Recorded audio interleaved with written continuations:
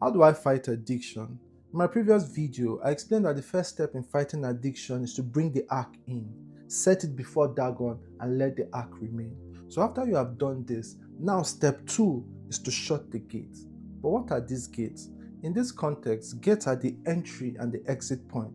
They are the terminal point through which seeds of several ideologies and experiences are planted in your mind, and they eventually grow to form decisions and evolve to forge behavior. They are the mechanism that influences your perception. They swing your emotions, they determine your values, your decisions, and your habit. So you can find someone acting as though he's demon possessed, not because he's really possessed of a demon, but because he has allowed demonic seed pass through its gate. What you let in is what you become. So what are these gates? Number 1, the eye gate.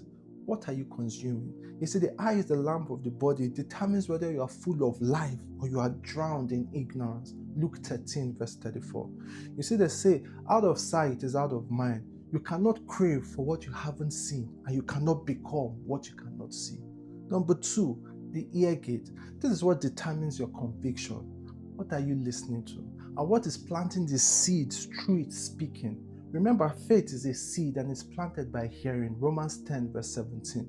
It's a perception that eventually becomes a conviction of one's dependency or reliance on an entity for emotional, physical, or spiritual stability, or as a backbone for a sense of self-worth. You do not crave for what you do not hear of. Shut the voices that plant the seeds of dependency. Number 3, your nose gate. Have you not noticed how hunger tends to multiply when you begin to perceive the aroma of the food? You see, the Hebrews, even though they have been freed from captivity, they were still bound to Egypt because they were amongst the company of people that reminded them of the smell of the onions and the garlic of their captors. Numbers 11 verse 5. I could only enter the promise when that company died. Kill the company of friends, posts, and conversation that remind you of what you are running away from. Stay away from environment and social media spaces that showcases that which you are fighting to dislodge. Unfollow handles that remind you of the smell of the onions and the garlic of the Egypt you are running from. Then number 4, your taste gate. The idea that if I just do it once, I would not do it again. It's a lie. If you do it, you have just updated your taste bud with the latest version.